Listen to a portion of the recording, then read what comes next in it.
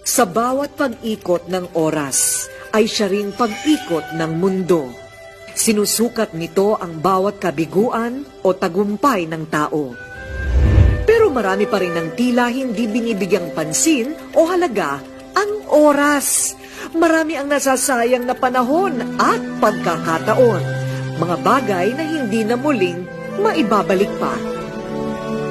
Sino nga ba sa atin ang binibigyan ng importansya ang usaping pinansyal o pananalapi kung saan nakasalalay ang ating kinabukasan? Maging mga pangarap ng ating pamilya, empleyado ka man o hindi, sa oras ng iyong pagreretiro, mangangailangan ka ng mga benepisyo mula sa ating pinagpaguran at pinaghandaan. Aasa tayo sa ating Social Security, pension, at malaking ipon. Kung hindi, para itong isang bangungot na ikakabahala natin. Ang kwento ni Melay at Sonia, salamin din ng pinagdadaanan ng maraming Pilipino. Simpleng may bahay si Melay, 48 years old, at 10 taon na sa pagkakarinderya. Mula noon, nagtabi siya ng 67 pesos kada araw. At makalipas ang 10 taon, nakapag-ipon si Aling Melay ng 420,740 pesos. Masipag, matipid, at masinop si Melay. Inilaan ni Melay ang kanyang naipon sa tamang pag-i-invest, kumuha ng long-term care, life insurance, at educational savings para sa kanyang 3 anak. At nahikayat ding bumili ng shares sa stocks at mutual funds. Ang 2,000 pesos na kada buwan sa mutual funds ni Melay ay lalago ng 11 million pesos pagkalipas ng 35 years. Para daw ito sa kinabukasan ng kanyang pamilya. Nakabili na rin siya ng pampasadang tricycle para sa kanyang mister.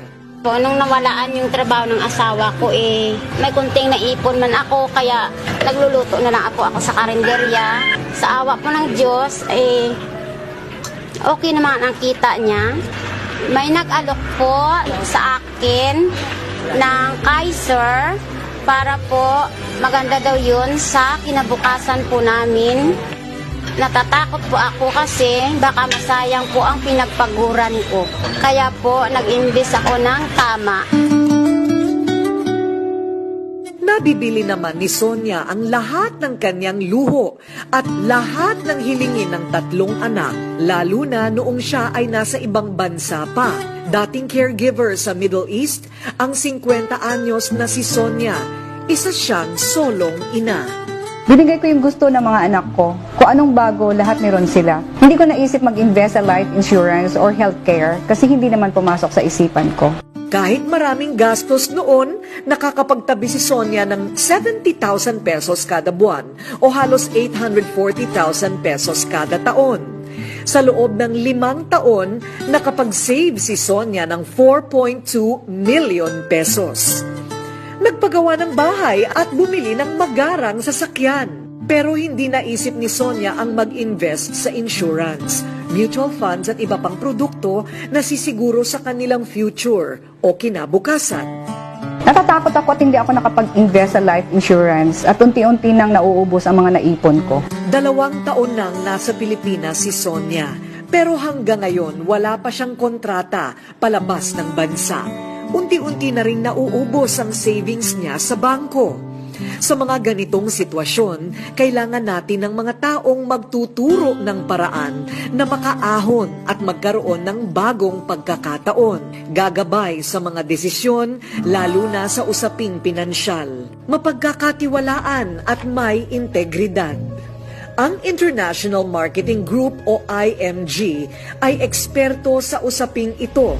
Isang independent company na may mga produktong tutulong sa bawat Pilipino na dumaranas sa hirap ng buhay.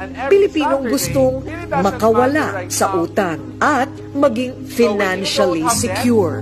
In terms of investment and savings, the most important ally would be time. So in investment, savings, the most important thing is time. Because a lot of small money eventually become big. But no matter how big the money is, if you don't have the time, it will never grow. If you let time pass by without saving money, then you will lose not only the money itself, but the future of what money can bring to you. The longer the time you need, the less money you need to invest to reach your financial goals. But the shorter the time you have, then the more money you need to invest to reach your financial goals. Nais ng IMG na ibahagi sa mga Pilipino ang mga estratehiya at mahahalagang hakbang para matutong makapag-ipon at iwanan ang pagwawaldas o pagsasayang ng oras sa mga pansamantala at panandaliang bagay. Tutulungan ka ng IMG na pagandahin ang takbo ng iyong pananalapi. Siguraduhing may sapat na proteksyon, gaya ng pagkakaroon ng insurance, pagkakaroon ng emergency funds o savings na 3 buwan na income. In-manage ang mga utang at makakawala dito at magsimula na makapag-ipon ng pangmatagalan. Anong direksyon ang tatahakin mo? Magsasayang ka pa ba ng oras o panahon? Kailan ka kikilos? Palilipasin mo bang muli ang napakabilis na takbo ng oras? Nasa kamay mo ang desisyon. At posibleng ang tamang oras para makapagsimula ay oras na tumatakbo na ngayon.